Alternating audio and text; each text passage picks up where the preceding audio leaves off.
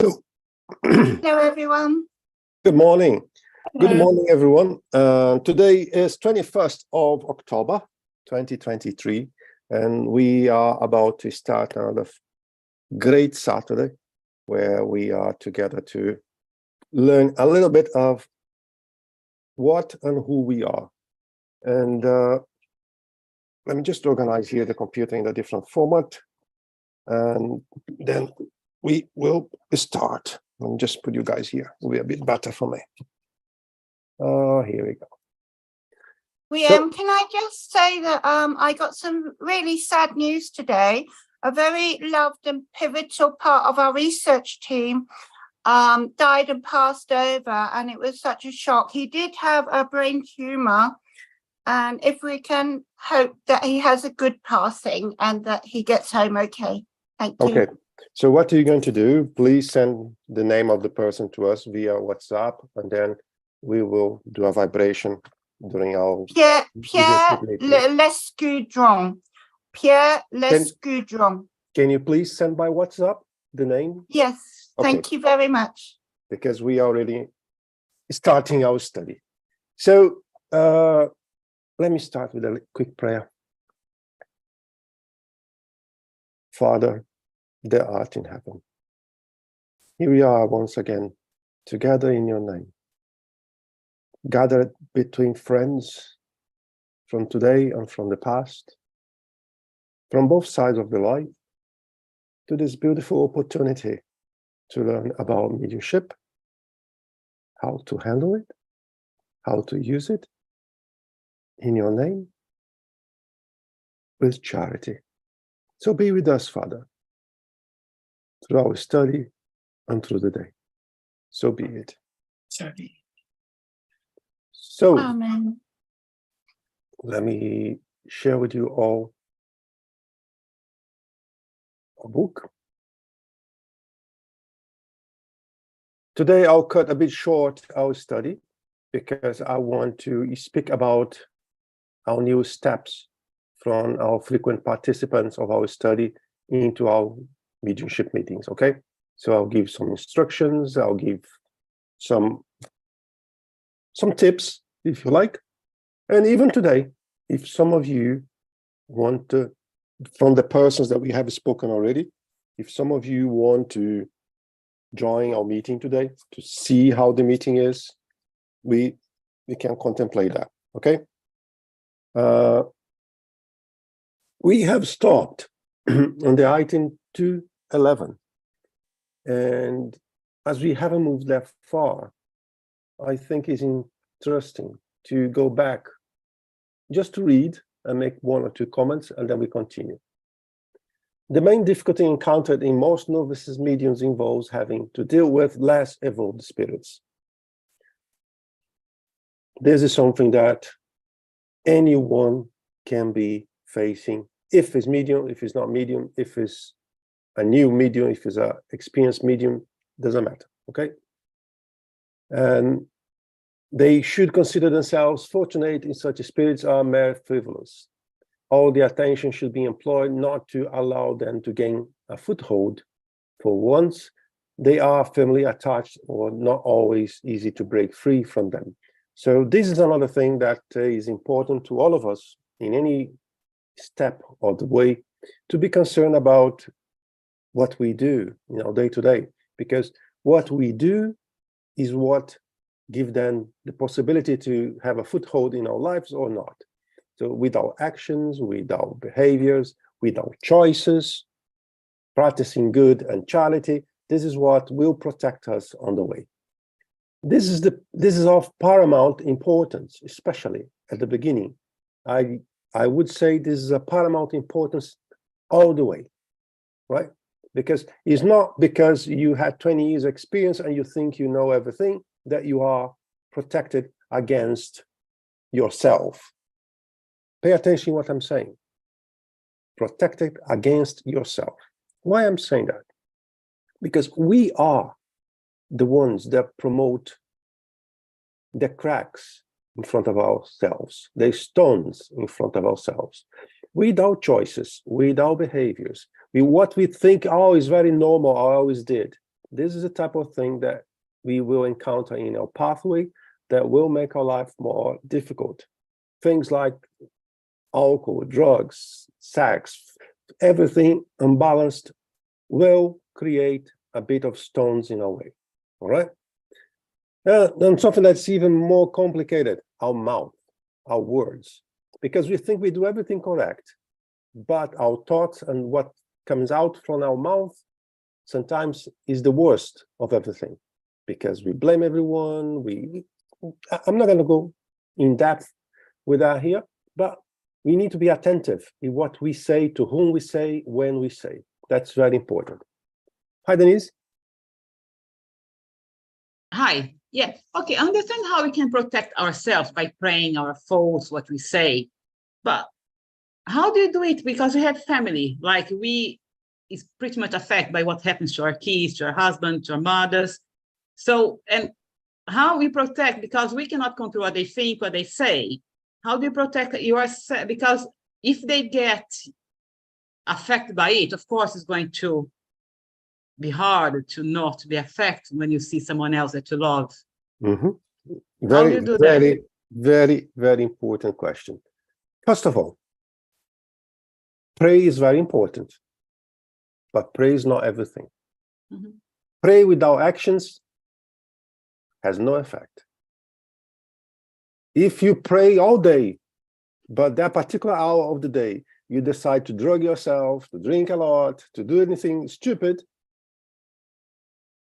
your prayer was really not effective in your home environment. All right? Because we lead by example. Yeah. Everywhere, in our professions, in our home, in our neighborhoods, we lead by example, right?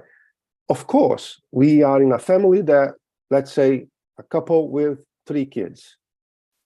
I'm not going even further. Brothers, sisters, mother, father, are going in a very close familyhood. A father, a mother, and 3 kids. 3 different personalities, 3 different thoughts, 3 different actions. But since the time they were born, the parents are the example. And when you see through life, many people will say, it's amazing how your kid acts exactly like you. He likes the same thing you do. He does like you do. You know, why is that? Because we learn through examples. So this is a human behavior. We learn through examples. So if we learn through examples, it's even more important that we lead by the example. So even though if one of the members of your household has different activities, you need to be the stone. You need to be the safe point. You need to be the reference. I may do stupid things, but I know mom doesn't. And why she doesn't? Why she's always calm? She has the same problems that I do, and she's calm. She's going through the tempest. She's going through bad and good times, and she's always who I will contact when I'm in trouble. Because we lead by example, right? And there is one thing. In a household, regardless if one of the persons is not, let's say, following the same path, it's important to establish your routines. What is a safe routine for a medium at home? We all know. I don't want to be repeating myself for what is a safe way to go. But it's important as well that even if you do by yourself, do your gospel at home. This is not a religious thing. There's a lot of things that happens behind that brings you balance to your home. During this act, good spirits even coming to you, to your home, to clean things that are not there to help you. So it is important that regardless what happened in your household, that you keep your north. And then eventually you see that things will, well, not always, of course, but things could come to your way. Maybe not 100%, but maybe 10%, 20% is already a win, you know? So that's the way to do it. Because we are all are individuals and we have the right, the free will to do what we choose to do. But when we realize that through my choices, what coming on my way is not the same what comes to your way, I will start to think, what am I doing wrong? And then perhaps I will change a little bit my behavior, my choices. All right? That's the way I see it. This is paramount importance, especially at the beginning, in which, without taking the necessary precautions, it is possible to lose the fruit of the finest ability. I don't see a medium with the finest ability. I see mediums with ability. And any moment in time in our path, we may lose this tune. It depends on us, right? Depend on us on study constantly, be committed to that task, be present to that task, consider that as a priority among other things, right? This is what brings us the balance in that activity, not only on the when we are beginning, but all the way through. The first precautions is for a medium to arm themselves with sincere faith and the protection of God, asking the assistance of the guardian angel. Guys, let's be honest. We never pray. We never do anything good. We only remember about God when something goes wrong, when we are in pain. If that is the case, do you think that we are surrounded by good spirits? I'm afraid not. If you only blah, blah, blah, blah, and do nothing, do you think we are just, because we talk about it, we are protected by good spirits? No, we are not. So faith without actions means nothing. So it is important to have faith. I'm not saying not to have faith. That's not what I'm saying. What I'm saying is that your actions, your choices is what will drive you through safely in any moment in time. So don't kid yourself thinking that, oh, I'm praying the whole day. I'm studying all day. That's very nice. But it's just one part of it. Your actions, your changes. Because we all have faults. We all have problems. We all have things we are not proud of. And we know it.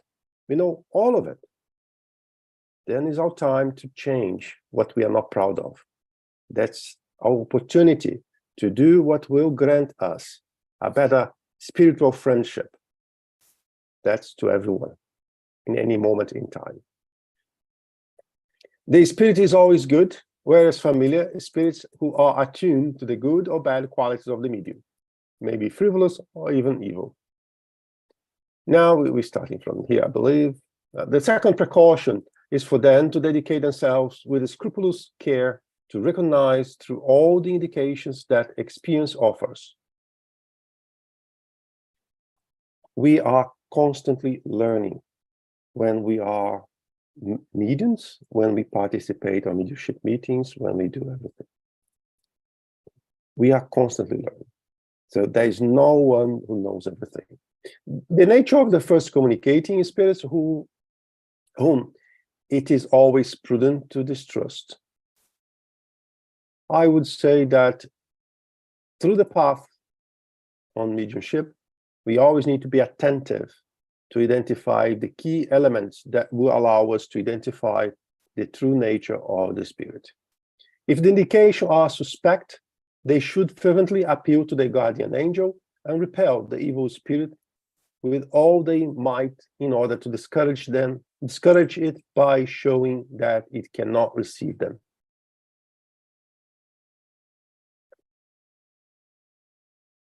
I will speak what I think, right?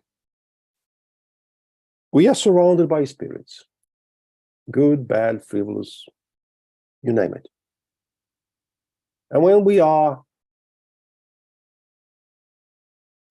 we decided to be an active medium, they will come. And by the way, this is part of the job. It's part of the job to help them. So the thing is not to tell them to go away, Because if they're coming to you, it's because they need help. Sorry. They need help. But it's to have the right vibration ourselves, to be attuned with good things, and that will give us the safety and the balance we need to deal with that, right? Why I'm saying that? Oh, I should not go to a mediumship meeting only expecting to see high elevated spirits receiving good messages. A mediumship meeting is not for that. A mediumship is for help those that are in need. There are several degrees of this activity, of course, but you should not go to the mediumship meeting expecting just to receive nice information, nice letters, to see my mom, to see my father because they're gone or whatever.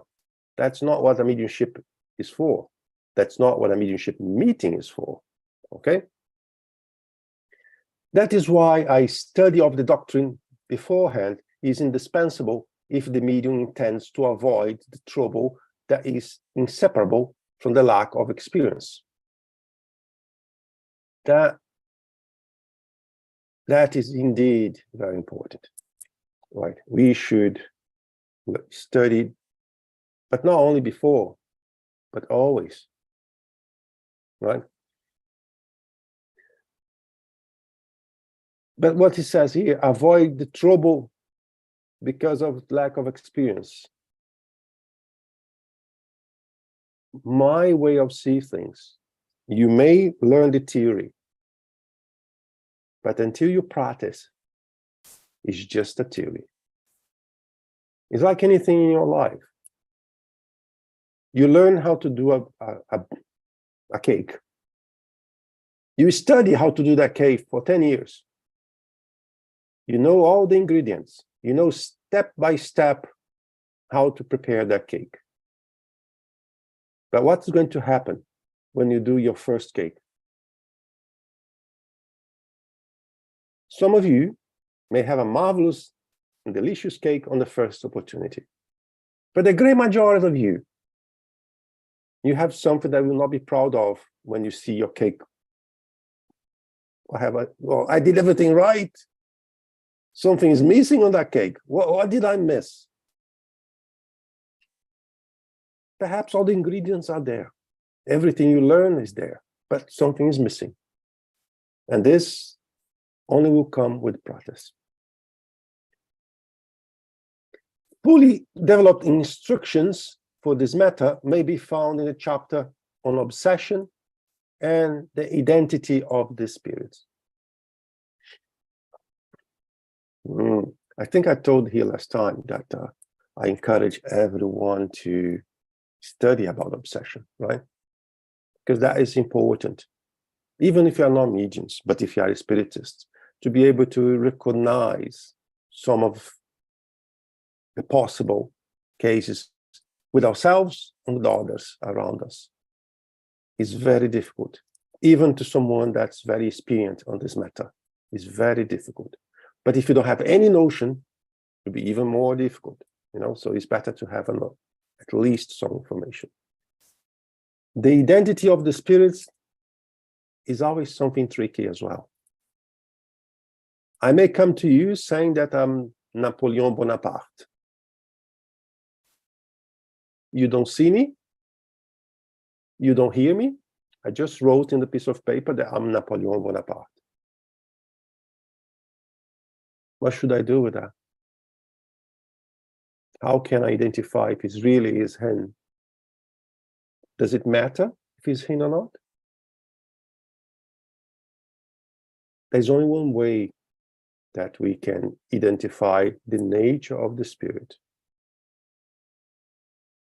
Through the nature of the spirit, perhaps we identify the identity of the spirit. But to identify that, we need to see what he is producing, the result of his work, the fruit that this tree is given.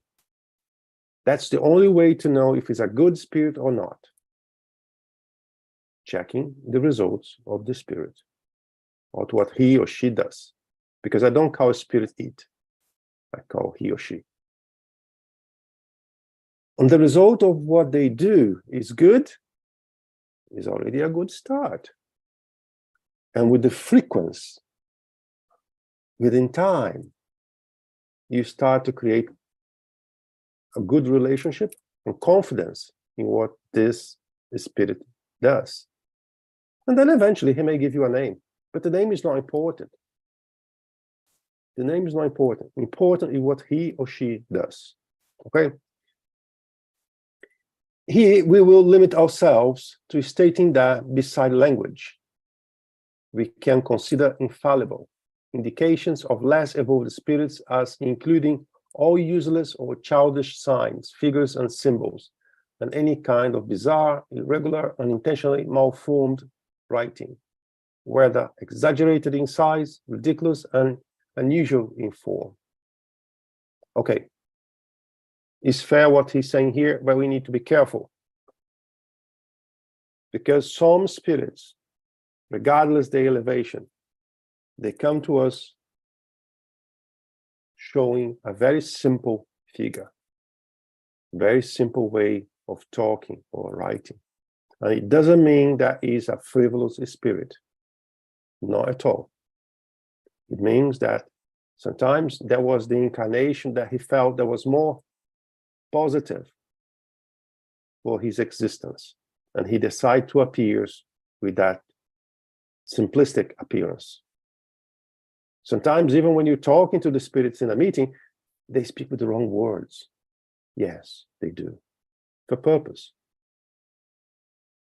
So once again, how to identify if he's a good or not spirit?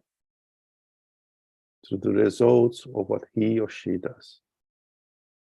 If a spirit comes to you in a mediumship meeting telling you with a very formal language, very elevated position, very high degree of knowledge of something, and a minor sentence comes to you, you guys learn everything already, you can stop to study. Should we be proud of because we achieve a very high level of education on the spiritual world, about things on the spiritual world? Not at all. So we need to be careful with little things that may come in our way. It's not how they will speak, how they will write. It's what the fruit of the communication, the fruit of their actions is telling us. Nevertheless, the writing can be very bad, even barely legible, without being unusual, a fact that might depend more in the medium than the spirit in itself. And here come to my mind that you don't need to know to write or read to get a writing message if you're a medium. Okay? We have examples of people that have no formal education at all, and they were receiving good spirits, elevated spirits, writing things, telling things that then the mediums themselves would not be able to. A prime example, Chico Xavier. He had a very basic study, very, very basic studies. And what he has produced could not be the product of this current incarnation degree of education. He was able to produce things that even today, the most experienced doctor is not able to understand sometimes. So that's a good example. We have seen mediums who are so badly deceived that they measured the superiority of the spirits by the size of the letter, assigning great importance to well-formed ones that appear to be imprinted characters are childish, that is really incompatible with the true superiority. So we spent a little bit of time. We have read that last time, but I decided to go to this again because what we are going through here in our study, as we're going to get people coming to our meetings, I thought that was important to remind you all that. So if a medium must avoid unwillingly failing under the dominance of evil spirits, they should even more avoid voluntarily handing themselves over to them. And this is amazing what he says here. Voluntarily handing themselves over to them. How, guys, how do you think we can voluntarily offer ourselves to them? Do you guys have any idea?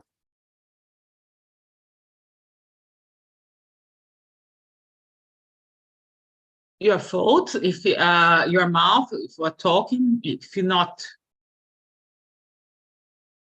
it's our actions, all of that. Yeah, pretty much. Liz? It's about our free will that we've been given and what we do with that free will. And if you have deceptive spirits, they will try to get you to agree to things that you wouldn't normally agree to, or give permissions or whatever. And that is handing over your free will. And it can come from ignorance, or it can become from deception, which these examples that we've just been going through are typical examples.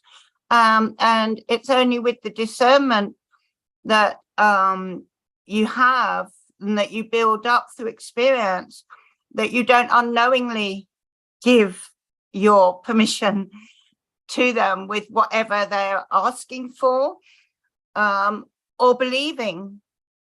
Because the state of believing is also an act of acknowledgement of whatever they're saying.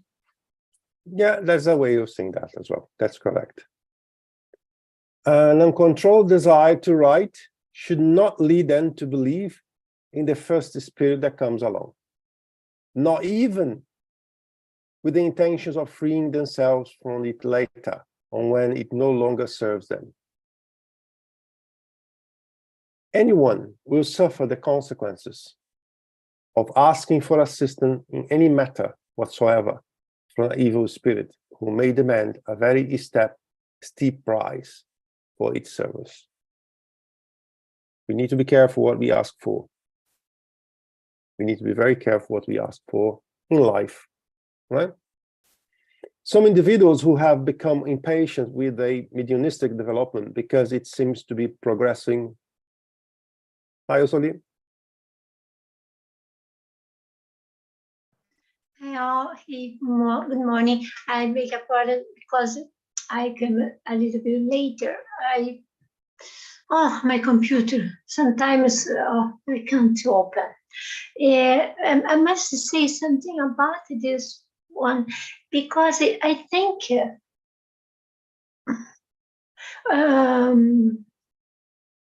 I never think about the ask to spirits. Hi, can you help me to write? Can you help me? I never. And it's happened sometimes. And I think I told here some months ago about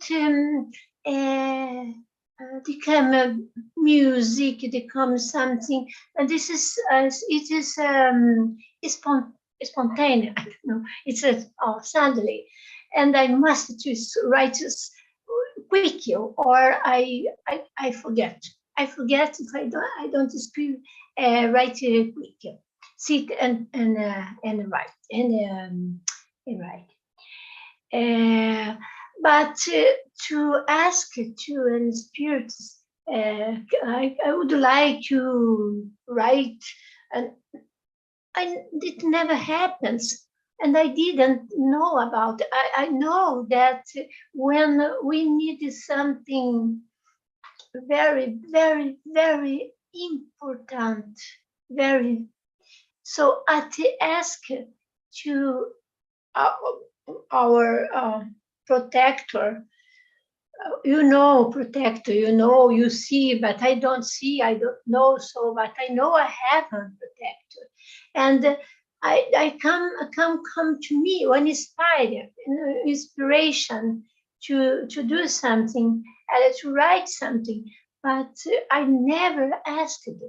Or I don't talk about proud or no. It's only because I didn't know what alone in a home never to think about that. I have with my friend in Africa. We have a long time ago. We studied Manuel Miranda book, and we have now the fourth book now, and we have after. Because the spirit said to her at this time to start something, and it was about, I think, most on the right. I mean, to write something, but and sometimes, but not often, about cacophony. It Okay. happens. Okay. And but no, I don't think about after never. Okay. So I Okay. don't think So about it. this is a good example. This is a good example. You give an Thank you. example that we don't ask, but there are a lot of people who ask things for the spiritual world that we shouldn't ask. So it does exist as well. Okay. Okay. So, Okay. some individuals who have become impatient with their mediumistic development because it seems to be progressing too slow, get the idea of seeking the help of any spirit whatsoever, evil, even an evil one, planning to send it away later on. Many are quickly answered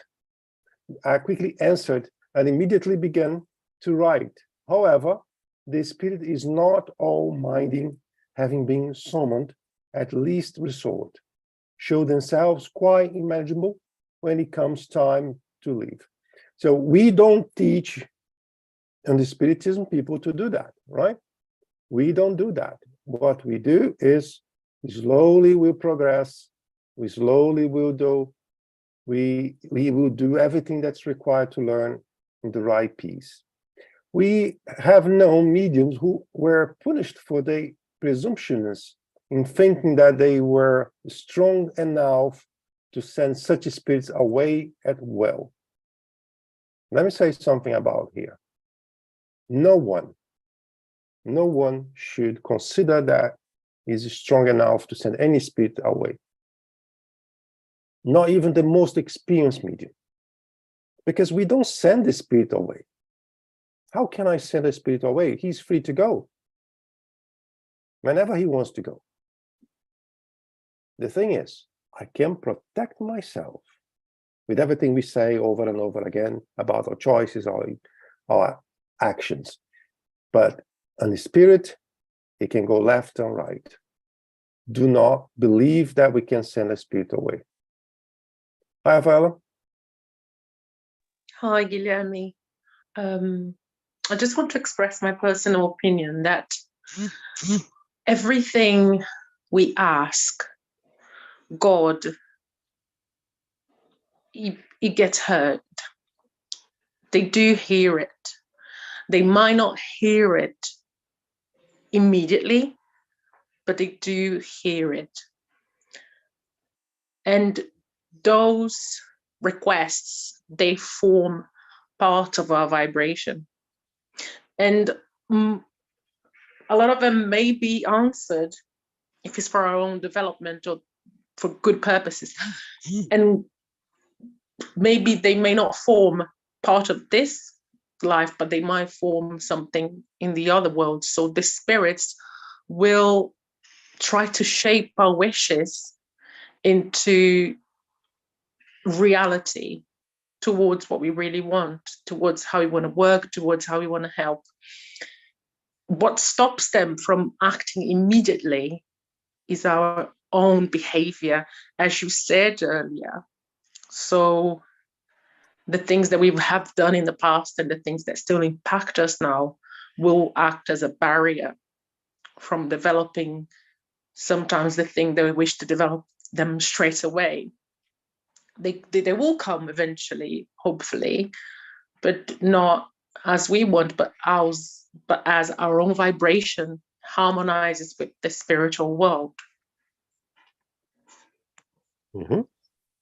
Good stuff.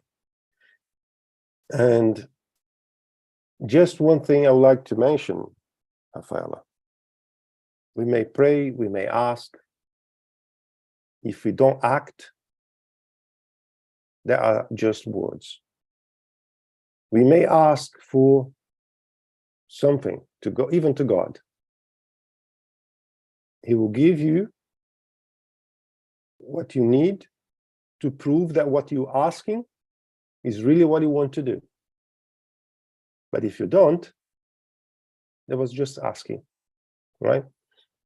So we need to act, not just expecting that I will ask for forgiveness, that I will ask for this, that I will ask for that. No. Yes, I will ask for forgiveness, I will ask for something specific, and I will act to ensure that will work. If I don't act, even if he wants to give to us, nothing is going to happen. They were submitted to years of obsession of every kind through the most outrageous hoaxes, through tenacious fascinations, or even through physical disasters and the clueless disappointments. The spirit at first showed itself to be a plain evil, but later become hypocritical by trying to make the medium believe that it had reformed, or by pretending that it was actually under the power of the medium, who could possibly possessively expel it whenever desired. We have always to be very attentive. It's not because what the spirits say that we should trust. We should, again, to see the results of what he or she is doing or proposing. We need to be very attentive. The right, hi, Osoli.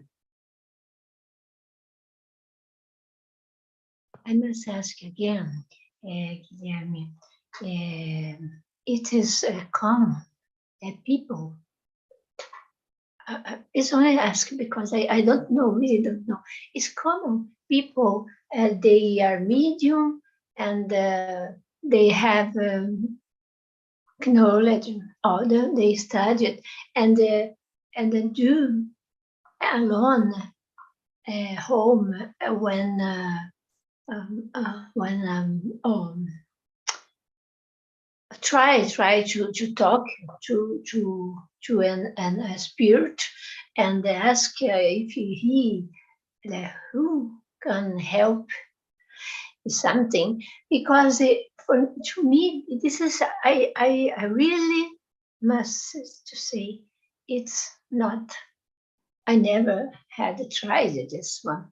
And I will ask you, it's common, it's normal, or it's not good, or because I know we have now here these difficulties and the risks, but I indeed ask you if it's normal. Thank you. What is the question? The question is so this is this is one. It's normal to ask spirits, mediumship alone home. Okay. This is the question. Thank you. Okay. I would not encourage anyone to try to develop the mediumship at home, alone, in any shape and form, if it does not have a support, if it does not have someone with experience to give you the support. If you buy a book and decide to develop something by yourself, it's possible. Yes, it is possible. That's why the Medium's book is for, to give everyone from any creed the information necessary to do so. But I will not encourage, because there are risks, there are consequences of doing so. But if you have someone that can guide you through safely, showing you the safest way to do it, showing you what it's for, showing you how to do it safely, that is a different thing, right? Do you know somebody? Because this, I would like some, to do something about mediunity. And I know knowledge. Yes, I know. And I am maybe too much careful, but because I am not My sister. My sister. And I would exactly. Do you know somebody can recommend? My sister, what you're asking, I think you don't know what you're asking, because you're already doing what you're supposed to do, participating on the mediumship meeting.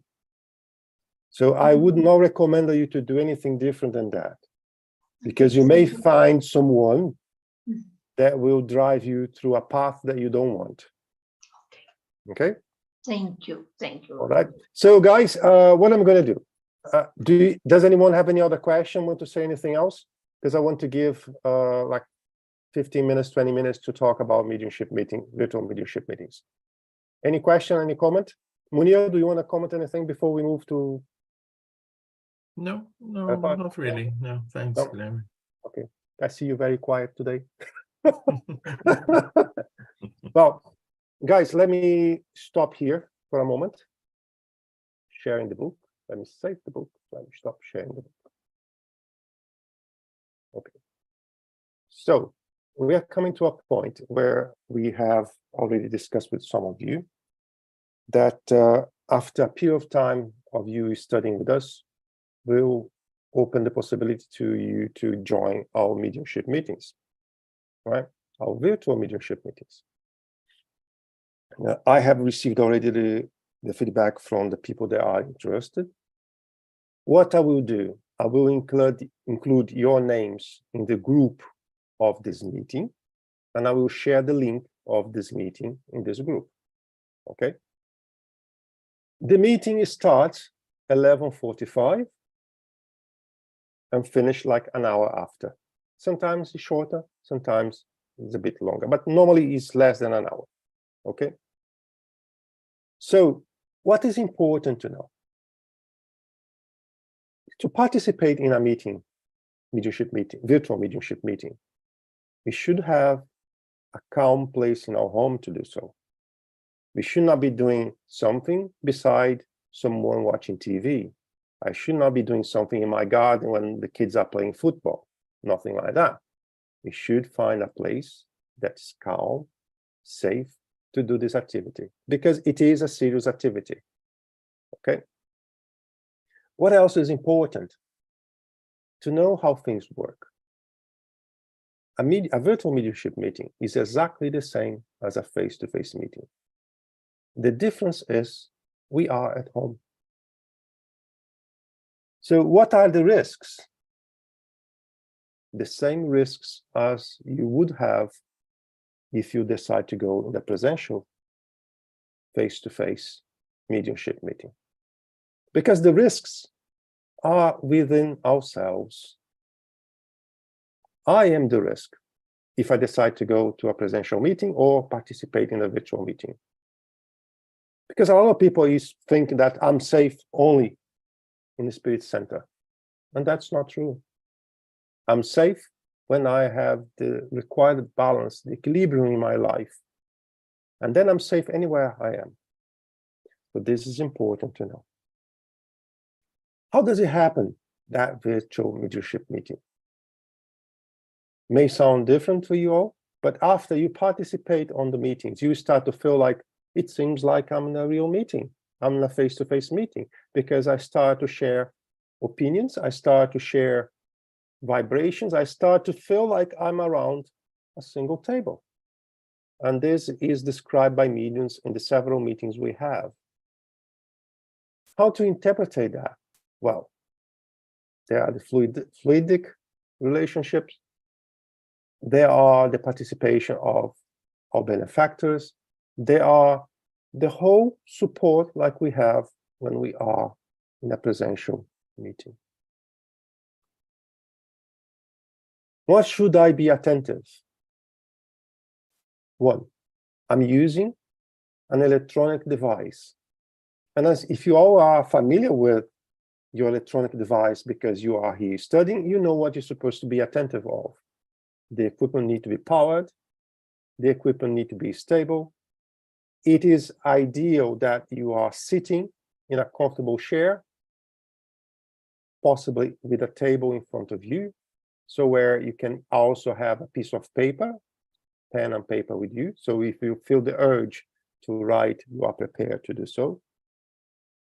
But once again, the safety of this mechanism is with us. We decide to be safe. When I'm preparing myself to go into a virtual mediumship meeting, I'm looking around everything.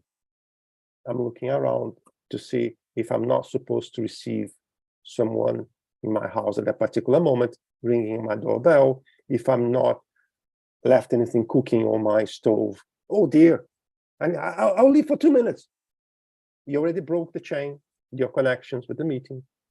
So there's a lot of steps that we should be attentive before we do so. Because if you were in a presential meeting, you would not be able to do that, would you? Of course not. And here's the same thing. When we start the meeting, the time is important. If the meeting starts at 11:45, we'll lock the meeting room. If you come at 11:45 and 50, you will not be able to enter the room. We have to be responsible. You'll not be able to enter the room, right? And I think the most important now, I have 15 minutes, 40 minutes, that I would open to question for those people that would like to make questions about the meeting. Do you guys have any question?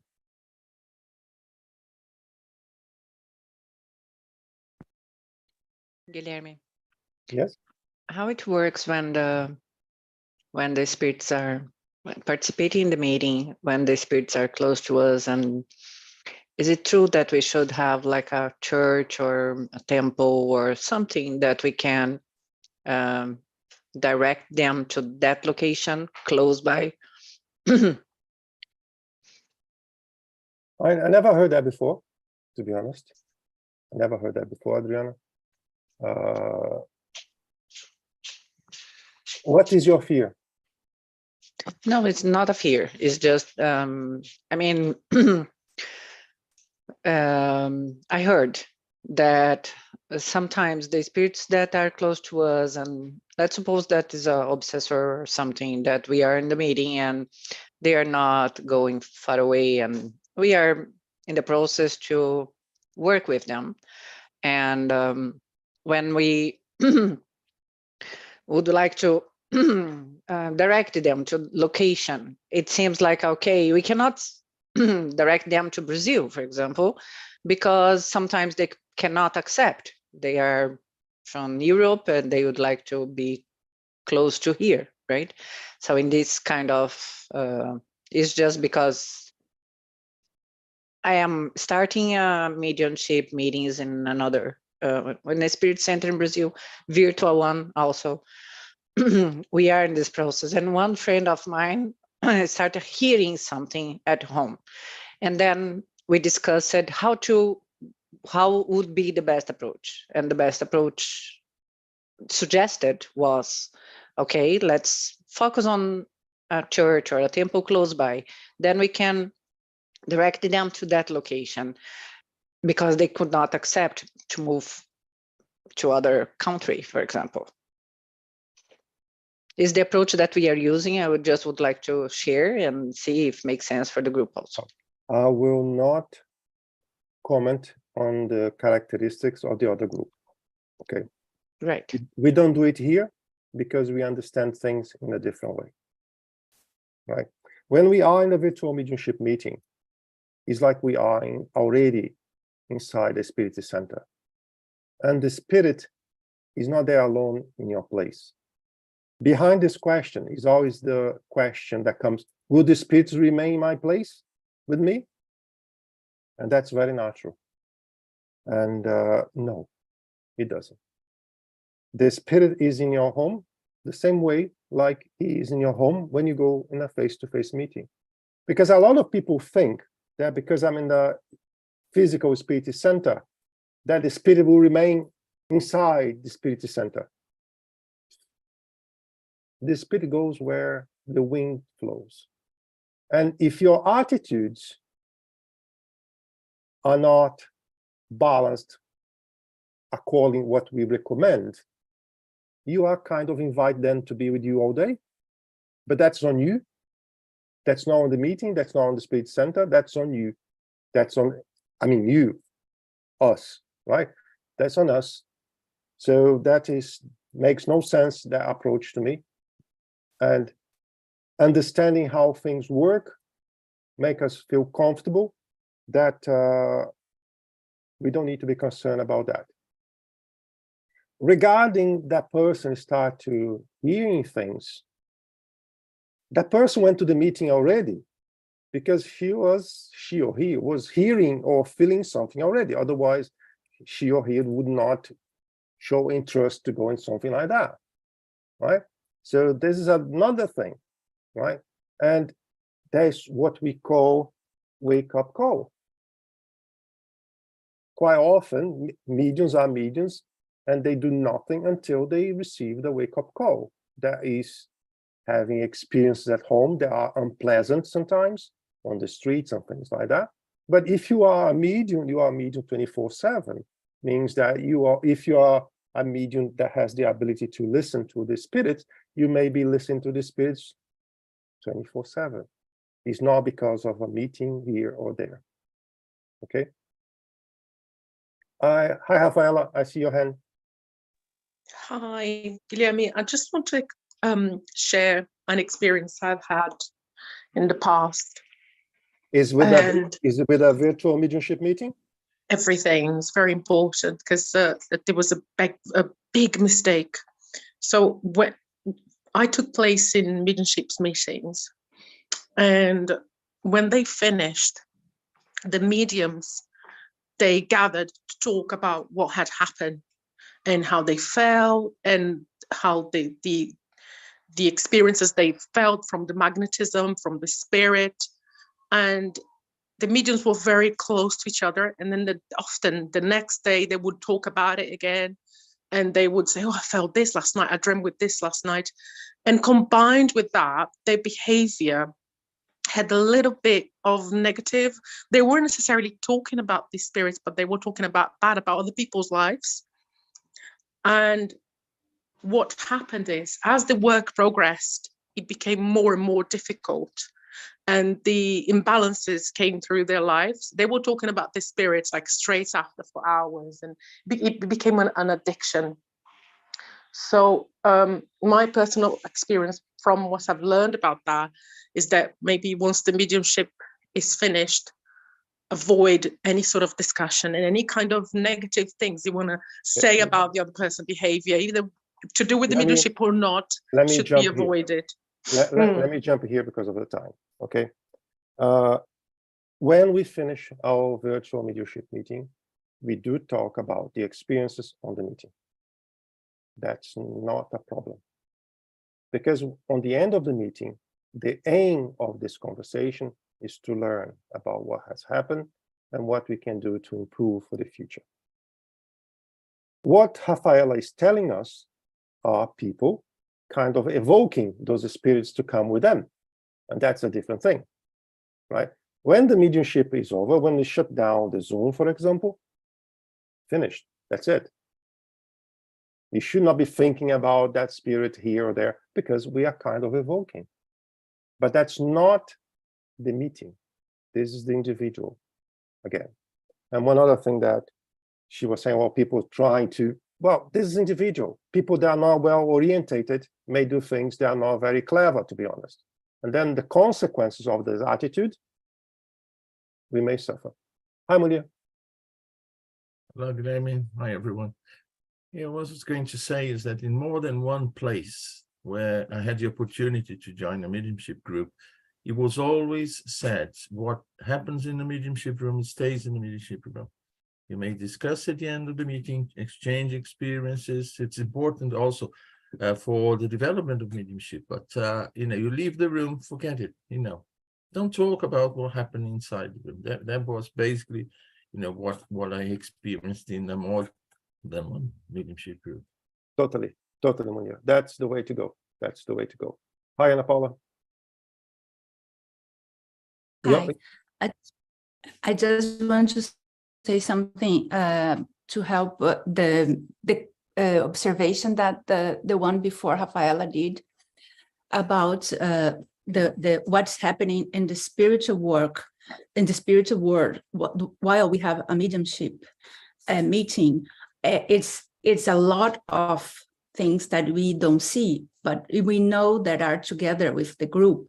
A lot of spirits that are working into that, in the defense of the place, of the area of your house, or first the spirit center, but also in the socorro, help of the spirits that they need. And they will, it's like it's a thought, reaching the frequency, and so after, where they're going to send the spirits that wants help.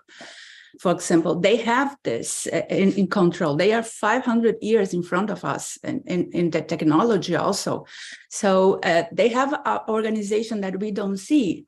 And so don't worry, we need to send them to a specific place where they're going to feel comfortable. I don't know how I would say, but maybe astral city is special for that suffering kind of spirit, or the place where he is connected, or it's going to be all arranged. You need to focus in a special place, and say a temple or a place like she was saying.